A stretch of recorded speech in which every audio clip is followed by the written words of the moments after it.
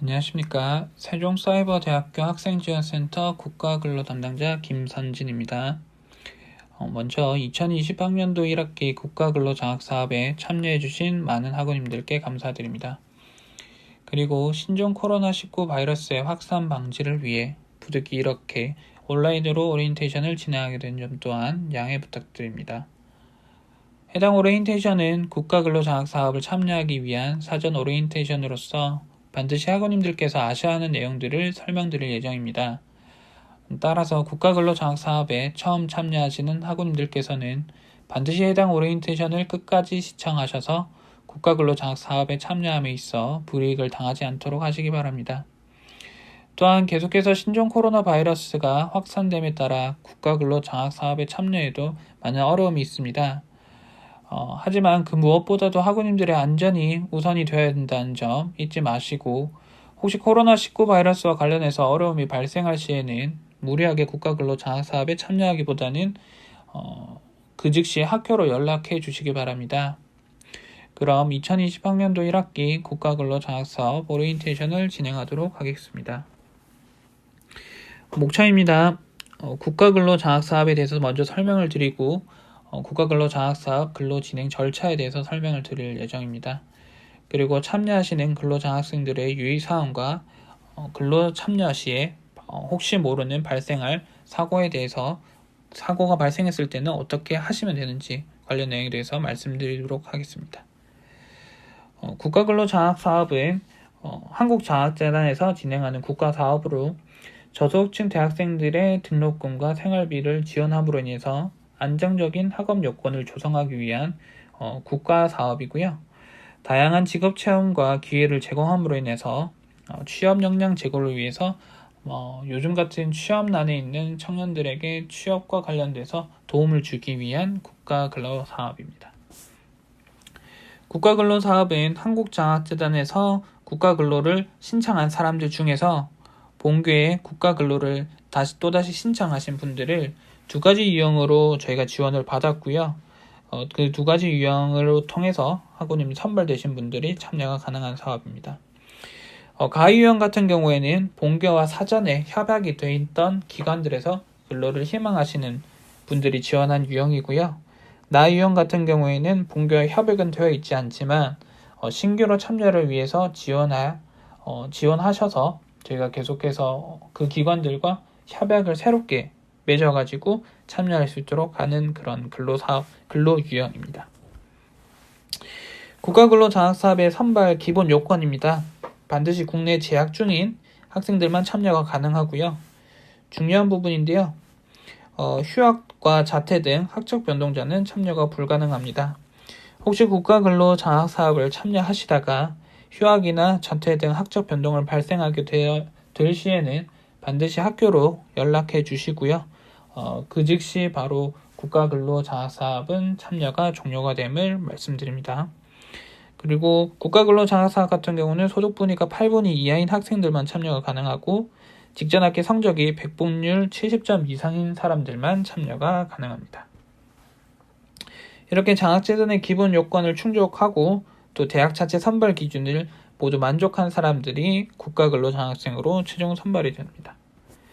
본교의 선발 기준 같은 경우에는 여러분들이 이미 사전에 공지사항을 통해서 보셨다시피 소득분위와 성적, 기관 의견, 지원서, 미선발자 이렇게 총 5가지 유형을 통해서 저희는 배점을 통해서 학우님들을 선발하였고요. 지금 참여하고 계신 분들은 모든 이런 조건들을 통과했죠. 저희가 학교에서도 한 번 더 확인을 했음에도 불구하고 혹시라도 본인이 이 조건들에 해당하지 않는다고 하면 국가근로장학금을 받으실 수가 없기 때문에 학교로 한 번 더 말씀해 주시면 좋을 것 같습니다. 국가근로 최대 근로 가능 시간과 시급에 대해서 말씀드리도록 하겠습니다. 국가근로 같은 경우에는 1일 최대 근로시간과 주당 최대 근로시간, 학기당 최대 근로시간이 제한이 되어 있습니다. 1일 최대는 8시간으로 되어 있고요.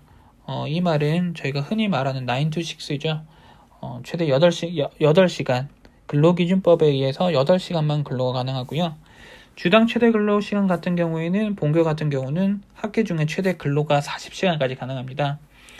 일반적으로 오프라인 대학 같은 경우는 주당 20시간까지만 가능하기 때문에 학기 중에는 많은 기관에서 저희 같은 온라인 대학들을 선호를 하고 있고, 또 실제적으로 본교의 많은 사전에 근로를 하셨던 학우님들이 근로를 잘 해주셨기 때문에 많은 기관에서 이렇게 꾸준히 활동할 수 있는, 연속적으로 활동할 수 있는 저희 세종사이버 학생들을 많이 선호하는 편입니다. 그래서 기관과 협의를 잘 하셔서 학기 중에 최대로 근로하실 수 있는 근로시간들에 대해서 협의를 잘 하시고 이러한 메리트를 많이 활용하신다면 기관에서도 굉장히 학우님들을 선호하시고 앞으로도 그 차후로 국가 근로를 참여함에 있어서 많이 도움이 될 것으로 생각합니다. 그리고 학기당 최대 근로시간은 450시간입니다. 이 점은 바뀌진 않는 부분이고요. 한국장학재단에서 제한을 걸어놓은 시간이기 때문에 최대 근로시간은 450시간까지 밖에는 안 됩니다. 다만 본인이 장애인이거나 본인이 다자녀이거나 아니면은 부모님 중에 한 분이 장애인이나 중증 환자이거나 아니면 학업과 육아를 병행하는 학생, 이런 사람들 같은 특별 케이스 같은 경우는 학기당 최대 근로시간이 예외가 될 수 있습니다.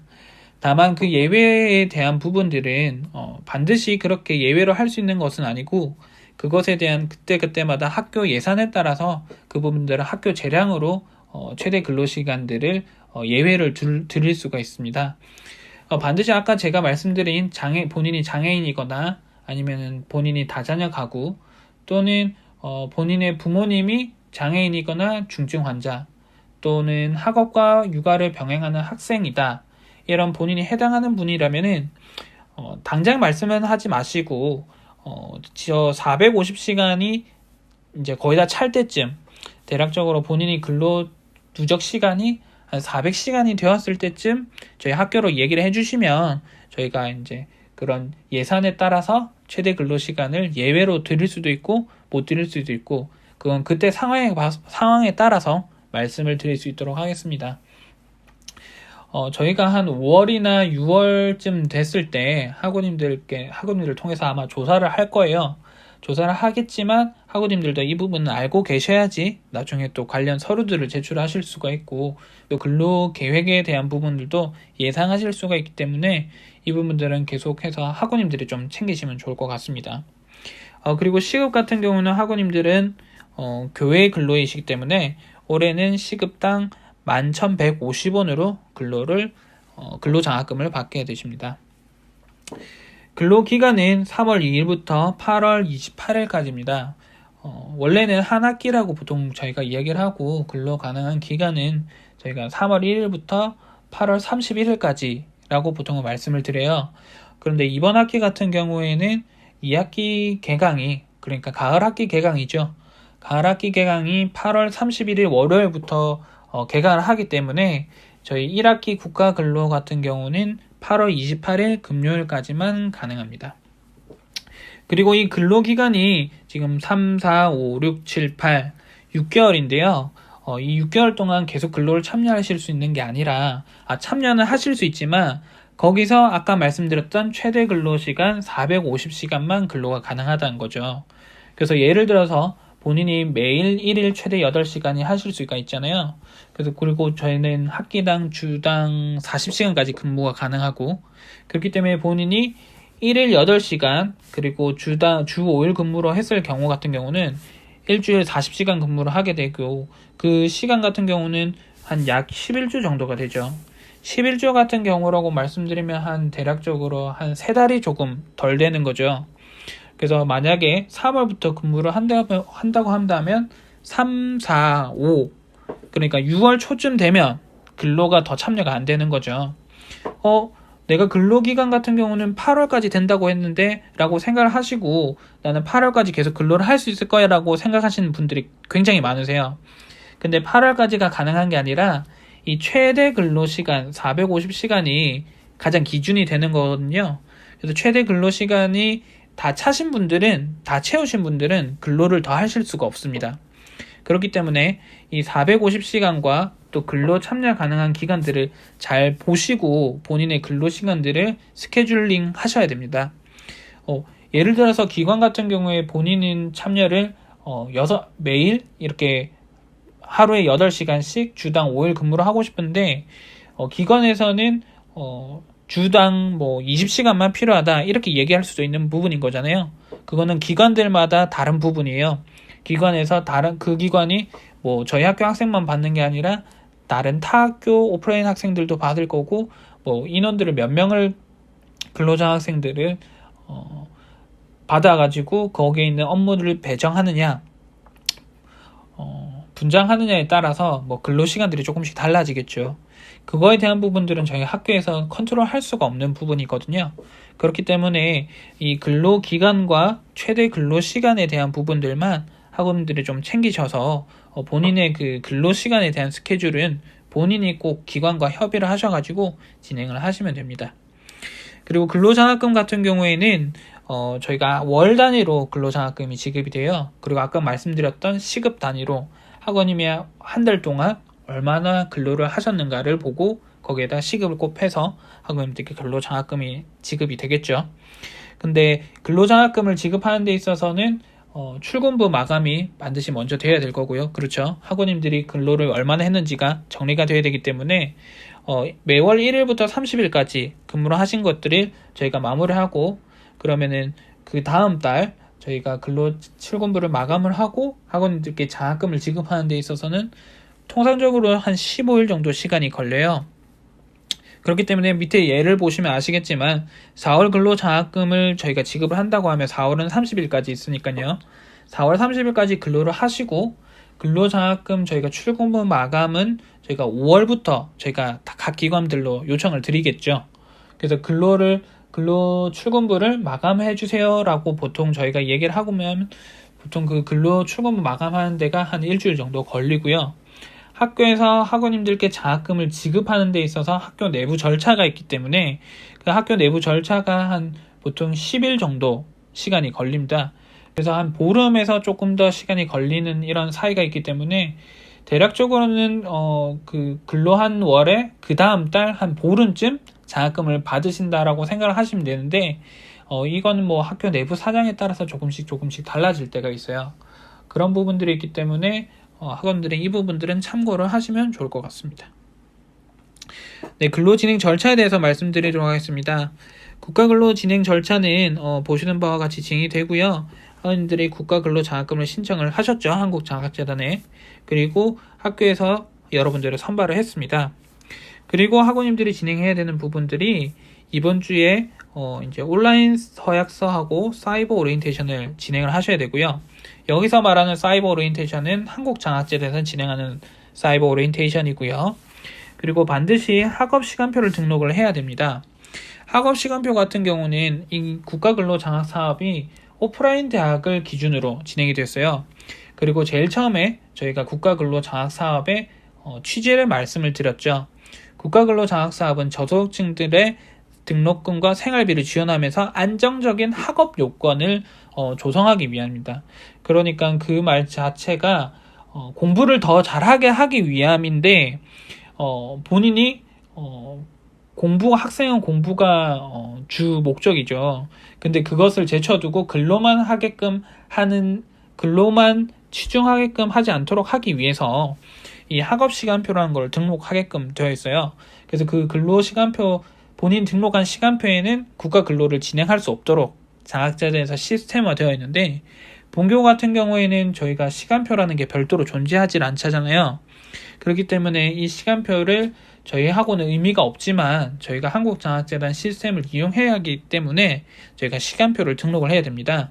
그러면 시간표를 어떻게 등록하느냐에 대해서는 뒤에서 설명을 드릴 거고 반드시 학원님께서는 이 시간표를 등록해야 된다는 점만 여기선 지금 확인하고 가시면 좋을 것 같습니다. 그리고 시간표를 등록하고 난 뒤에는 업무 계획서라고 해서 학원님들이 평균적으로 근로를 하실 때 주당 어떻게 근로를 하실 거냐에 대한 부분들을 작성을 하시고 그 업무 계획서는 기관에서 나중에 승인을 받으실 거예요. 그렇게 하셔야지만이 진행이 가능한 거고요. 그 다음에 기관에 가시게 되면은 안전교육이랑 부정근로에 대한 예방교육을 먼저 오리엔테이션을 받으시면 됩니다. 이렇게 해서 여러분들이 챙기셔야 하는 부분은 사이버 오리엔테이션하고 이 서약서를 한국장학재단 홈페이지에서 진행한다는 점, 그리고 학업 시간표를 등록해야 된다는 점, 그리고 업무 계획서를 제출하셔야 된다는 것, 그리고 기관 가셔가지고 안전교육과 부정근로, 그 다음에 예방 교육을 받으셔야 된다는 점을 학우님들이 챙기시면 될 것 같습니다. 한국장학재단 홈페이지에 들어가게 되시면 저 같은 경우는 미리 로그인을 해놨어요. 로그인을 하시게 되면 앞에 있는 국가근로장학사업으로 들어가시면 옆에 나오는 하위 메뉴 중에서 근로장학관리 메뉴에서 학업시간표하고 서약서, 사이버 오리엔테이션, 업무계획서, 교육이수보고서, 그 다음에 출근부 관리, 이렇게 모든 업무들을 여기서 하실 수 있다는 것만 학우님들은 체크하시면 되고요. 네. 먼저 그 서약서하고 사이버 오리엔테이션에서 설명을 드리면 이제 본인의 공인인증서가 필요하다는 점, 공인인증서를 당연히 학우님들이 로그인 하실 때는 공인인증서로 로그인 하시니까 공인인증서가 반드시 있으시겠죠, 그죠? 그렇게 하면서 서약서하고 사이버 오리엔테이션을 이수를 하셔야 되는데요. 서약서하고 사이버 오리엔테이션 같은 경우에는 이제 이 본인 명의 서약 확인할 때 공인인증서가 필요하기 때문에 공인인증서가 필요한 거고요. 서약서 내용에는 뭐 저희가 지금 말씀드리는 이 오리엔테이션 내용들이 축약적으로 다 들어가져 있어요. 그래서 뭐 근로했을 때는 5일 이내 출근부로 본인이 반드시 입력을 하긴 한다. 그 다음에 근태 문제가 있을 경우에는 뭐 제한이 될 수 있다. 그 다음에 계속 저희가 누적해서 강조드리고 말씀드리는 이 부분이죠. 학적 변동자는 안 되고 반드시 재학인 사람들만 참여가 가능하다. 그리고 부정 근로를 하면 안 된다. 라든지, 그리고 이게 요즘 자주 이슈화가 되는 건데, 본인이 근로하고 있는 기관에 본인과 관계된 뭔가 그런 가족이라든지 아니면 뭐 친지라든지 아니면 뭐 지인이 있다든지 이렇게 본인 기관과 본인 사이에 무슨 어떠한 관계가 있다면 그것은 근로를 할 수 없도록 본인이 배제 신청을 하셔야 됩니다. 요즘에 막 그런 거 이슈들 되잖아요. 본인 아버지 회사에 들어가서 본인이 뭐 근로를 한다든지, 그러면서 근로는 제대로 안 하고 출근도 제대로 안 하면서 근로장학금을 받는다든지, 이게 부정근로이거든요. 그래서 이러한 부분들을 막기 위해서 이러한 부분들이 서약을 하게끔 학우님들 받는 거니까요. 이 부분들을 체크하시고 공인인증서로 서약하시면 되고요. 그리고 사이버 오리엔테이션 동영상을 보시면 돼요. 제가 지금 하는 온라인 오리엔테이션하고 비슷한 내용들이 아마 또 비슷한 내용들을 가지고 설명이 될 거예요. 그렇기 때문에 그 사이버 오리엔테이션을 반드시 이수를 하시고 동영상을 보시고 나면 여기에 이수 여부에 이수라고 확인을 하실 수가 있을 겁니다. 그리고 아까 말씀드렸던 학업 시간표 등록을 하게끔 되어 있어요. 여기 보면 학업 시간표에 등록한 시간에 근로한 내용은 인정되지 않으며 라고 되어 있죠.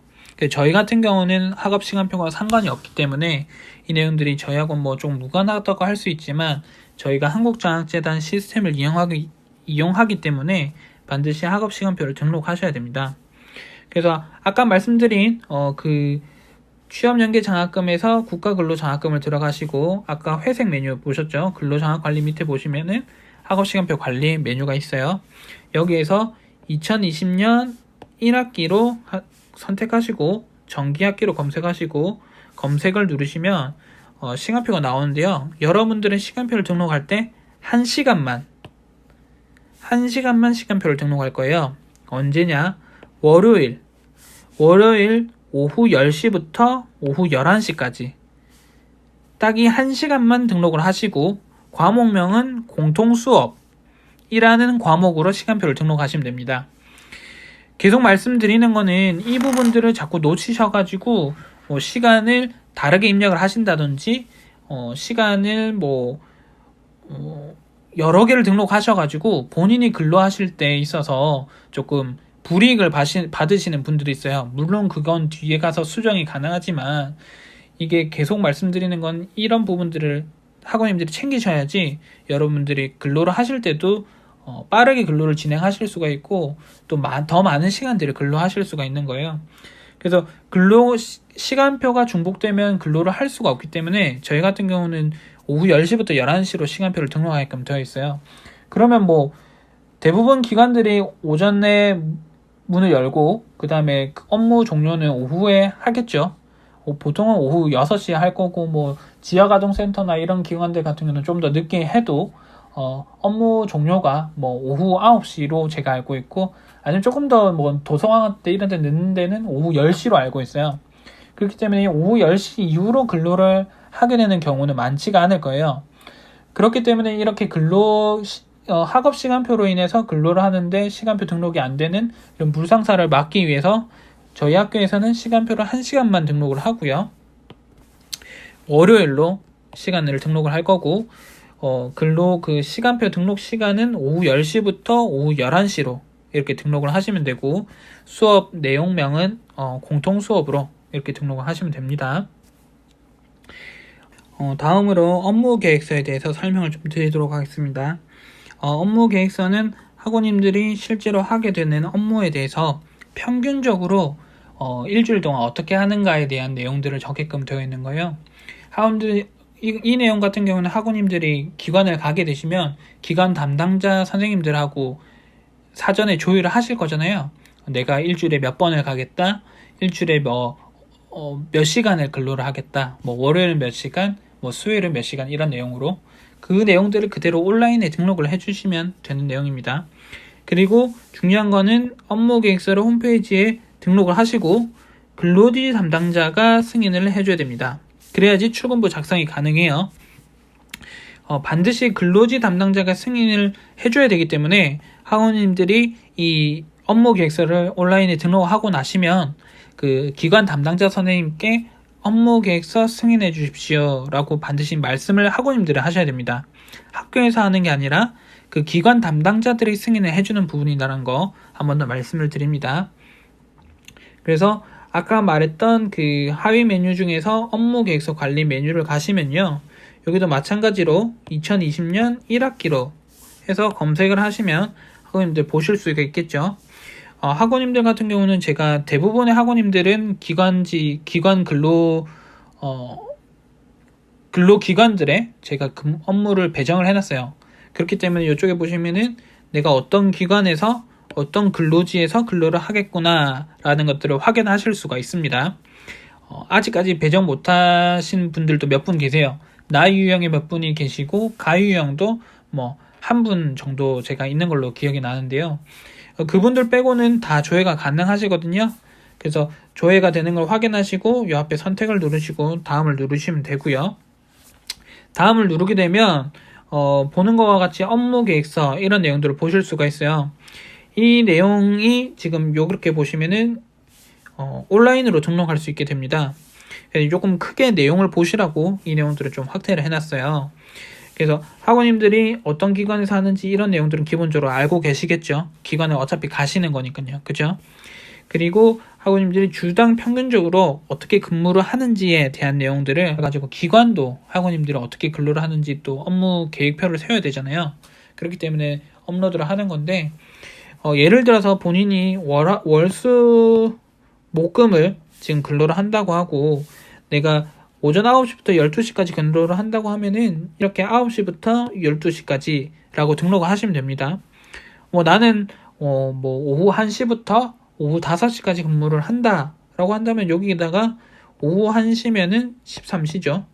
13시를 선택을 하고 이제 5시까지면 여기다가 17 이렇게 선택을 해서 등록을 하면 됩니다. 어려운 내용은 아닙니다.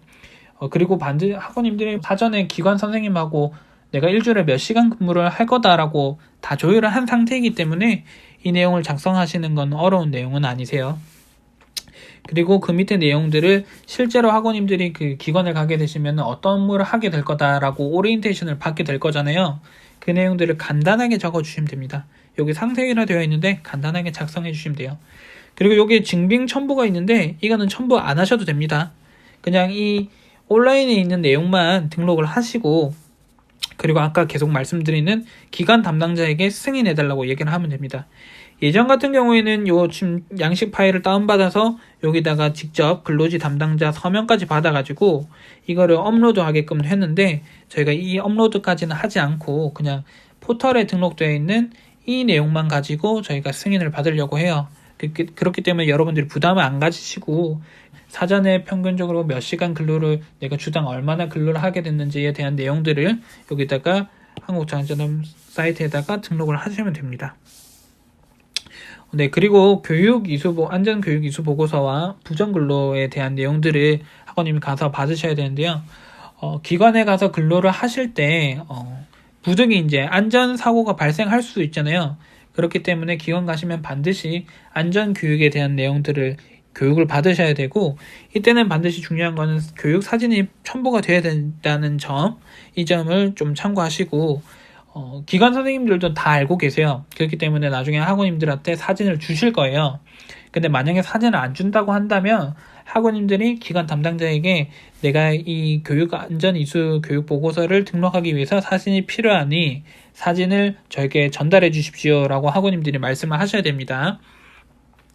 그래서 안전교육이수 보고서는 마찬가지로 아까 근로장학관리에서 교육이수 보고서 관리 메뉴로 가시면 되고요. 그렇게 되면 여기도 마찬가지로 근로지 기관명하고 이런 내용들이 다 확인될 수 있겠죠. 그리고 이 양식 다운로드를 통해서 학우님들 다운받으실 수가 있어요. 그래서 이 내용이 다운이 되는데, 이걸 크게 보면은 이렇게 좀 크게 보실 수 있고요. 여기 보면은 아마 교회라고 적으시면 되고, 학우님이 어디서 근무를 하는지에 대한 내용들을 적으면 될 거고요. 여기는 반드시 당연히 세종사이버대학교이겠죠.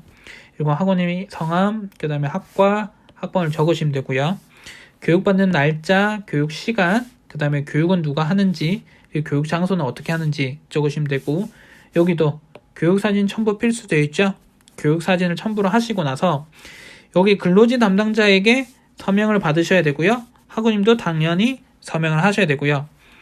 이것을 이제 스캔하거나 사진을 찍어서 여기 한국장학재단 여기다가 업로드, 제출을 누르시면 되거든요. 다른 기관에서 지난 학기에 하셨던 내용들을 보시면 지금 학과하고 성명, 이름 적죠. 그 다음 기관 어디서 하는지도 적고, 이걸 언제 작성했는지도 적고요. 교육일자 당연히 적죠. 시간 적죠. 장소 적고, 누가 교육했는지도 적고. 그래서 이분은 도서관에서 근무를 하셨는데 도서관 이용은 어떻게 해야 되고, 서비스 교육에 대해서 교육을 받았고요. 그죠? 그 다음 재난위기에 대해서 교육받고, 성희롱에 대해서 교육을 받았습니다. 그리고 여기다가 사진도 첨부가 되었죠. 그래서 이러한 사례로 이제 서명도 이렇게 받고요. 본인의 서명도 넣었고, 그래서 등록을 하게 됩니다. 여기 보시면 아까 말씀드렸던 제출을 누르시면 이 팝업이 뜰 거고요. 이 팝업에 대해서 찾아보기를 클릭하셔가지고 학원님의 교육받으신 내용들을 등록을 하시면 됩니다. 이거는 따로 승인 받거나 하는 건 아니고 학원님이 등록만 하시면 되는 겁니다. 그리고 등록을 안 하시면 출근부 등록이 안 되세요. 그렇기 때문에 꼭 반드시 등록을 하시기 바랍니다. 네, 그리고 출근부 작성에 대해서 말씀드리도록 하겠습니다. 출근부 같은 경우에는 근로한 학생이 본인이 직접 근로한 날, 당일날 본인의 근로 시간을 입력하는 게 원칙입니다. 하지만 그 근로 시간 출근부를 또 깜빡할 수도 있고 그렇잖아요. 그렇기 때문에 그 출근부 입력이 가능한 거는 최대 5일까지, 5일 이후까지 입력이 가능해요. 6일째가 되면은 출근부 입력이 안 되거든요.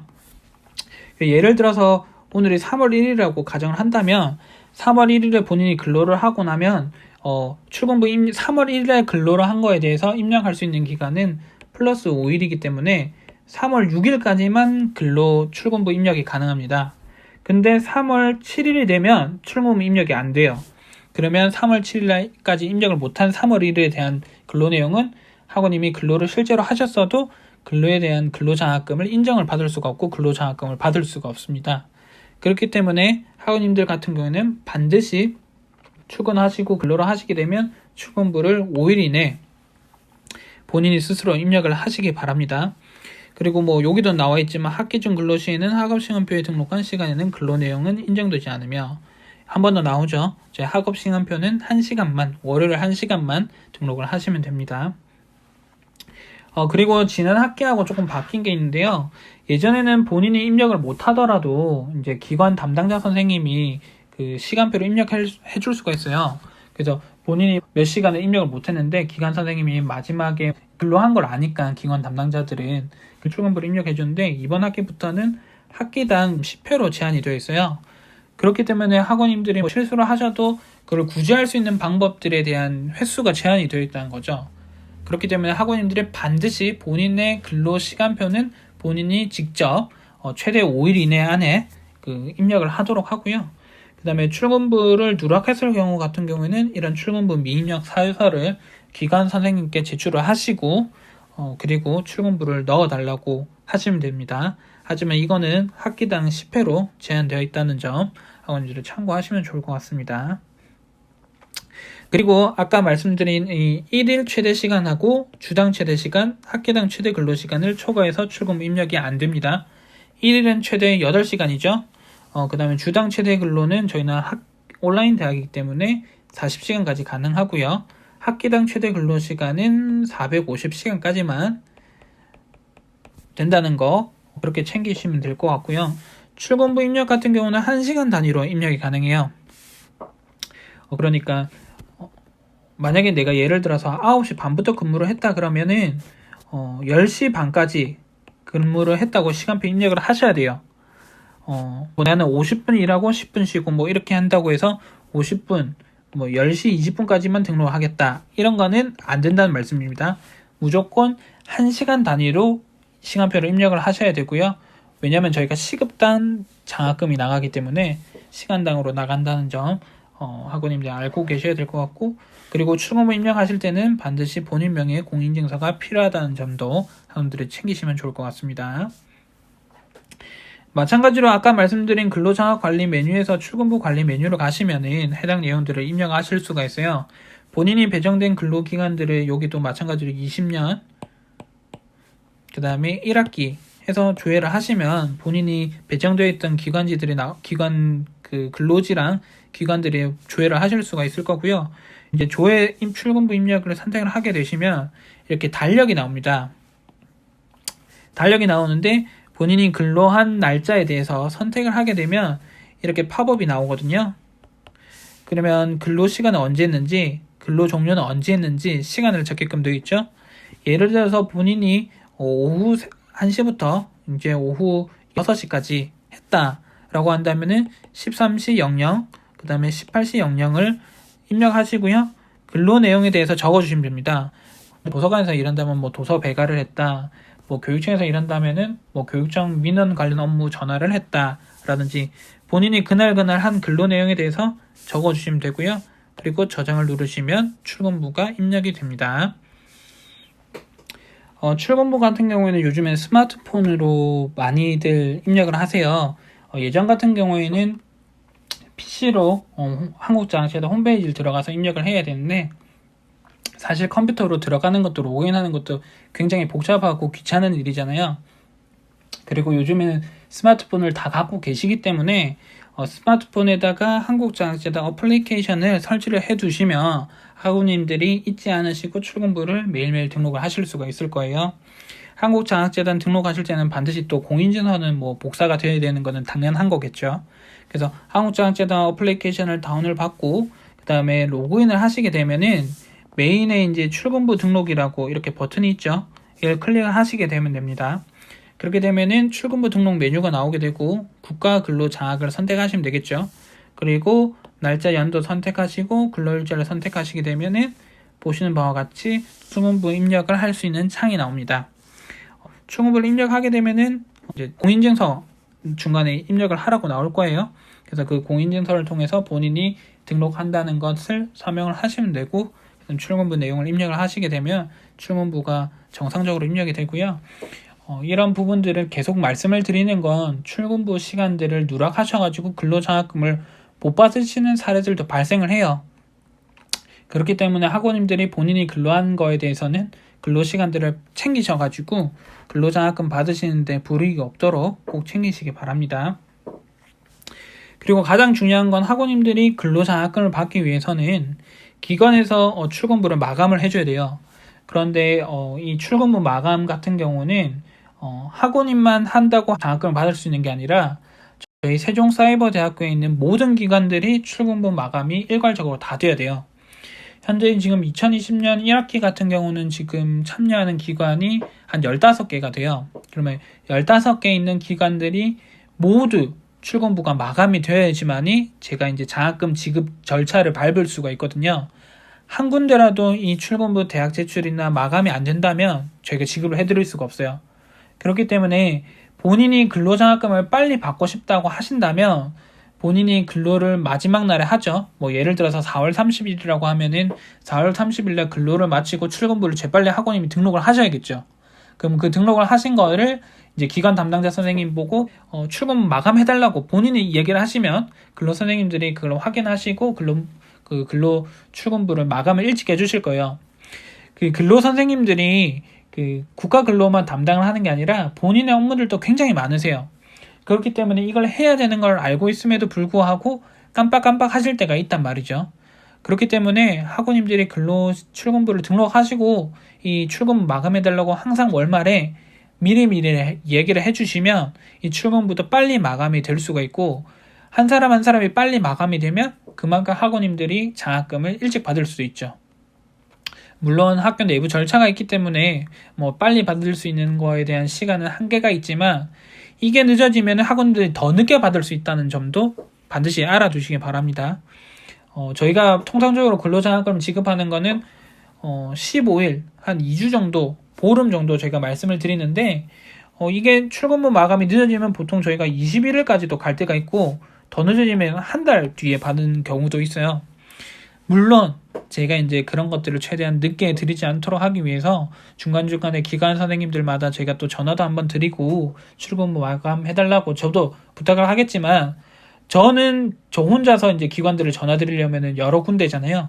그런데 학원님들이 근로를 마치고 바로 또 이 내용들을 기관 선생님께 바로바로 얘기를 한다면 그게 조금 더 절차들이 간소화되고 빨라지겠죠. 그러면 그만큼 학원들이 근로장학금도 빨리 받으실 수가 있으니까 이 부분들은 항상 학원들이 꼭 월말에 기간 출근부를 등록하시고 기관 선생님들께 출근부 마감해 주시고 대학 제출해달라고 이렇게 말씀해 주시면 좋을 것 같습니다. 네, 그리고 근로장학생들의 유의사항에 대해서 말씀드리도록 하겠습니다. 근로하실 때 근로를 할 수 없는 내용에 대해서 한 번 더 말씀을 드릴게요. 국가근로장학사업에 대해서 동시 참여는 불가합니다. 이게 저희가 현재 지금 저희 학교에서 진행하는 국가근로사업에 대해서는 대학생 근로사업이라고 명칭이 바뀌었는데 대학생 근로사업에 참여하는 사업은 저희가 하는 국가근로사업이 있고요. 그 다음 대학생 청소년 교육지원 사업이 있어요. 그리고 국가근로사업에서는 여러분들이 참여하는 일반 교회가 있고요. 그리고 저희가 장애학생 멘토링 이렇게가 있거든요. 근데 참여는 반드시 한 가지 이 셋 중에서 하나만 된다라는 거죠. 동시에 중복으로는 참여가 안 된다라는 점 그걸 말씀드리는 거고요. 그 다음에 일시적 공강과 휴강에는 근로가 불가하다는 거. 계속 말씀드리지만 국가근로사업은 이제 공부를 더 잘하게 하기 위한 지원 사업이 있기 때문에 시간표 때는 근로가 안 된다는 건데 저희는 해당 사항이 없겠죠. 네. 그리고 계속 말씀드리는 재학 상태여야지만이 근로가 가능하다. 중간에 휴학이나 자퇴, 졸업하게 된다면 국가 근로는 안 된다라는 거. 그리고 만약에 반드시 그런 학적 변동이 발생할 때는 담당자 선생님 저에게 반드시 말씀을 해주셔야 된다라는 것과 이제 부정근로에 대해서 부정근로자가 되면 근로를 할 수 없다라는 거 그걸 말씀드릴 수가 있습니다. 뭐 당연한 기본 예절이겠죠. 뭐 출근 시간에 일찍 도착해서 본인의 업무를 이제 돌아본다든지 뭐 업무 시간에 개인 전화를 잡다면 안 돼야 된다는 거, 뭐 인사 잘하는 거는 당연한 거고, 그죠? 주변 정돈을 깨끗이 한다는 건 뭐 기본 에티켓이잖아요.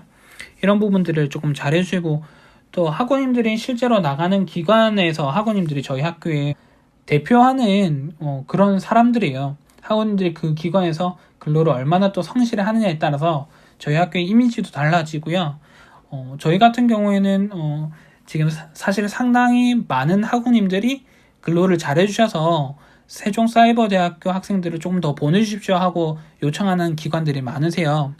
근데 또 어떤 기관에서는 저희 학생들의 그 근태가 조금 별로라서 더 이상 국가 근로를 참여하지 않겠습니다 하는 기관들도 있긴 있었거든요. 그러니까 여러분들의 하는 작은 행동 하나하나가 저희 학교의 얼굴이 되고 저희 학교의 그런 홍보와 그런 모든 것들의 대표성을 띠고 있다는 것을 학우님들이 잊지 마시고 근로를 하실 때는 이런 기본적인 에티켓과 또 성실하는 부분들에 대해서는 학우님들이 좀 앞장서 주셨으면 좋을 것 같습니다. 그리고 이제 월별 출근부 아까 계속 말씀드린 대로 이제 월말 되면은 출근부를 꼭 마감해 달라고 담당자 선생님께 말씀을 해달라고 말씀을 꼭 부탁드리고요. 그리고 해외여행을 갈 수가 있잖아요. 그럴 때는 반드시 그 출근부에다가 입력을 하시면 안 돼요. 한국장학재단에서 이 해외 출입국 기록을 다 확인을 합니다. 그리고 해외에 나가 있는 동안 출근부가 입력이 되면 그 부정근로라고 해서 그것들을 속속히 속아내요. 이 출근부가 아까 말씀드렸던 근태로 이제 기관 담당자하고 뭐 이렇게 조작을 해가지고 학우님이 실제로 근로를 안 했음에도 불구하고 근로장학금을 받게 된다면 그거는 잘못된 거잖아요. 실제로 다른 대학들에서나 뭐 저희 학교도 좀 몇몇 있었고요. 이 실제로 근로를 안 했는데 해외에 있는데 근로했다고 출근부를 입력하면서 이 부분에 대해서 장학금을 환수하게 되고 받은 장학금을 반드시 뭐 이렇게 토해내게 되고 그 다음에 근로장학 사업에 참여를 못하게 되는 학생들이 몇몇 있었거든요. 그렇기 때문에 반드시 해외여행을 갔을 때는 출근부 입력하지 않도록 학우님들이 신경을 써주셔야 되고요. 그리고 이런 거 같은 경우는 학원님들이 시간표를 매일매일 등록을 한다면 사실 불상사가 없는 거죠. 꼭 이런 것들은 시간표를 뒤늦게 막 입력한다 보니까 본인이 언제 뭐 해외 나가는지 이런 것도 신경을 못 쓰시고 막 출근부를 등록하시다가 이렇게 부정근로로 되는 경우가 있어요. 그렇기 때문에 계속 말씀드리는 출근부는 매일매일 당일에 입력을 하는 걸 원칙으로 학원님들이 하신다면 이런 것들은 걱정을 안 하셔도 됩니다. 네, 그리고 근로기간에 가족관계가 있다거나 뭐 지인이 있다거나 조금 긴밀한 사이다라고 한다면은 근로가 안 된다라는 거, 이해관계가 있을 경우에는 근로가 안 되고 그거는 근무지를 변경을 해야 되기 때문에 반드시 그런 사람이 있다면 저에게 말씀해 주시면 됩니다. 네, 부정근로에 대해서 말씀을 드립니다. 부정근로 같은 경우는 허위근로, 대체근로, 대리근로 이렇게 세 가지 종류가 있는데요. 허위근로 같은 경우는 근로를 하지 않고 근로시간에 입력하는 경우죠. 예를 들어서 이제 그런 거죠. 여기도 나오네요. 해외여행을 갔는데 해외여행 가서 실제 근로하지 않았는데 출근부만 등록해서 장학금을 받았다. 허위근로죠. 이 같은 경우는 2년 동안 근로가 참여가 안 됩니다. 그렇기 때문에 반드시 출근부를 입력할 때는 본인이 뭐 해외여행을 갔다면은 그 일자들도 한 번 더 살펴보시고 하시고요. 사실 기관 담당자 선생님들도 이걸 체크를 해주시면 안 되는데 기관 담당자 선생님들도 아까 말씀드렸다시피 업무가 워낙 많으셔서 이걸 못 챙기고 놓치실 때가 있어요. 결국에는 불이익을 받는 거는 근로하는 근로장학생이거든요. 학원님들이세요. 그렇기 때문에 본인의 시간표는 본인이 챙기셔야 됩니다. 본인이 이런 부분들을 누락하지 않고 잘못 입력하지 않도록 학원님들이 이 부분 좀 신경 써주셔야 되고요. 대체 근로죠. 내가 그날 기관의 그 부탁으로 인해서 9시부터 오전 9시부터 오후 9시까지 근무를 한 거죠. 그러면 사실 저희가 9 to 6잖아요. 최대 근로시간이 저희가 8시간까지밖에 안 되니까 뭐 내가 점심시간을 쉬었으니까 6시까지일 거고 안 쉬었다 하면 5시까지겠죠. 내가 최대 근로시간 할 수 있는 거는 이렇게 5시 아니면 6시까지인데 내가 9시까지 근무를 뭐 기관에서 뭐 행사를 한다고 도와달라고 했다. 그래서 내가 최대 할 수 있는 근로시간을 초과해서 근로를 했다고 해서 그 다음날 내가 쉬는 거죠. 쉬면서도 그날 뭐 출근을 했다고 이렇게 시간표를 등록하게 되면 그거 같은 경우는 이제 지금 대체 근로라고 해서 부정근로에 해당하는 겁니다. 본인이 근로를 안 했는데 또 근로장학금을 입력하게 된다라는 거죠. 이와 같은 경우는 지금 1년 동안 근로가 참여가 안 된다는 거거든요. 그렇기 때문에 이 부정근로에 대해서도 학원님들이 출근부에 이렇게 입력하시면 안 된다라는 거를 기억하시고 최대 본인이 실제로 근로한 시간에만 출근부를 입력할 수 있도록 초과하는 시간에 대해서는 근로하면 안 된다라는 거를 학원님들이 챙기시고 이렇게 부정근로가 안 되도록 학원님이 신경 쓰시기 바랍니다. 마지막으로 대리근로, 본인이 이제 근로를 하지 않고 내가 그날 몸이 안 좋아서 내 친구를 근로기관으로 보내가지고 근로를 할 수 있게 하고, 내가 근로를 안 했는데 이제 내가 출근부로 입력하고 내가 받은 시간을 그 친구에게 주겠다, 그런 건 안 된다라는 거죠. 물론 기관에서도 학원님들을 대체한 사람들을 근로로 쓰지는 않겠지만, 그래도 이런 경우는 안 된다라는 거 학원님들이 알고 계시면 좋을 것 같습니다. 장학생 사고 예방과 처리 절차에 대해서 말씀드리겠습니다. 근로할 때는 다양하게 사무직도 있을 거고 여러 가지 일이 있으니까 근로할 때 스트레칭 해야 되는 거, 이런 건 간단한 내용들이니까 아실 거고요. 그리고 근로를 하시다가 사고가 나게 되면 이 근로장학에 대해서는 보험 처리가 보험 가입이 되어 있어요. 한국장학재단에서. 그렇기 때문에 근로 활동을 하시다가 혹시나 사고가 나게 된다면은 학교 쪽으로 먼저 얘기를 해주시면 제가 그 장학재단하고 연락을 해서 학원님이 이렇게 보험 적용을 받을 수 있도록 도와드릴 수 있도록 하겠습니다. 근데 이때 같은 경우는 저희가 알기로는 상해에 대한 부분들만 지금 보험이 가입이 되어 있는 걸로 알고 있어요. 질병 같은 경우는 워낙 이게 범위가 넓기 때문에 지원이 안 된다고 제가 알고 있고, 또 상식적으로 생각해 봤을 때도 질병 같은 경우 하면 감기도 될 수 있고 여러 가지가 되는 거잖아요. 그렇기 때문에 그 질병은 안 되지만 근로를 하다가 다쳤거나 이렇게 하면은 상해에 대한 보험은 저희가 가입이 되어 있고, 실제로도 그거에 대해서 저희가 지원한 사례도 있거든요. 그래서 근로를 활동하시다가 혹시 다치게 되면은 학교에 연락 주시면은 저희가 보험 처리를 해드릴 수 있도록 도와드릴 테니까, 혹시나 그렇게 되면은 학교로 전화 주시면 될 것 같습니다. 근데 이때도 본인 부담금이 발생할 수 있다는 거, 다른 보험들도 그렇겠지만 100%는 지원이 안 되고 본인 부담금이 발생할 수 있다는 거 학원님들이 체크하시면 좋을 것 같습니다. 그리고 계속해서 요즘에 미투 운동하고 요즘엔 조금 덜하긴 하지만 그래도 그런 부분들이 계속 발생을 하잖아요. 근로 활동 하시다가 혹시라도 이런 성희롱이 발생을 한다거나 성폭력 사건이 발생을 한다고 하면은 저희 학교로 연락을 해주시면 그 즉시 바로 기관에다가 제재 조치를 가하고 학우님이 보호 조치를 받을 수 있도록 저희가 도와드릴 테니까, 혹시라도 이런 사례가 발생한다면은 꼭 학교로 얘기해 주시고, 옆에 다른 학생들이 그런 것들을 당하는 걸 목격을 하셔도 저희 쪽으로 신고를 꼭 해주시기 바랍니다. 이거는 한 사람이 잘못 개선한다고 해서 되는 게 아니라 모두가 사실은 이런 부분에서 동참을 하고 개선을 해야 되는 부분인 거잖아요. 한 사람만 한다고 해서 이걸 해결할 수 있는 부분들이 아니니까요. 이런 성희롱이나 이런 부분들은 반드시 또 사회에 근절이 돼야 되는 부분들이기 때문에, 혹시라도 이거에 대해서 걱정을 하시거나 하시지 마시고, 만약에 이런 사태가 발생을 한다면 반드시 학교로 연락 주시기 바랍니다. 마지막으로 국가근로 장학생이신 여러분들이 한 번 더 하셔야 될 일들에 대해서 제가 한 번 더 조금 짚어드릴게요. 학원님들이 오늘 계속 강조드렸던 몇 가지 중에서 좀 중요한 부분들은 학원님들이 그 시간표를 반드시 등록을 하셔야 된다는 점이죠. 시간표를 등록하실 때는 오후 10시부터 오후 11시로 등록을 하시면 되고, 과목명은 공통수업으로 하시면 되고요. 시간표 등록은 월요일만 하시면 됩니다. 다른 요일은 하실 필요 없으세요. 월요일 1시간만 등록을 하시면 됩니다. 그리고 업무 계획서 같은 경우는 학원님이 기관 가셔가지고 조율하셨던 그 스케줄러를 온라인에다 그대로 등록을 하시고, 등록한 후에는 반드시 기관 담당자에게 승인을 받으셔서 출근부로 입력하실 수 있게끔 학원님 조치를 취하시면 되고요.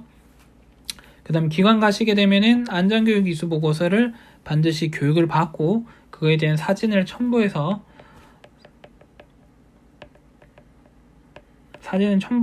업로드를 하시면 됩니다.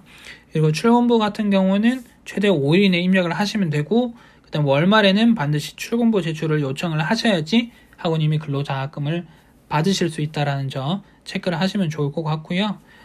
또 마지막으로 하나 추가 덧붙여서 말씀드리면, 여기에다가 학우님들의 사이트에 들어가셔가지고 사이버 오리엔테이션 그리고 서약서도 마무리 하셔야 된다는 거, 이것까지 좀 챙기셔서 근로를 진행하시면 좋을 것 같습니다.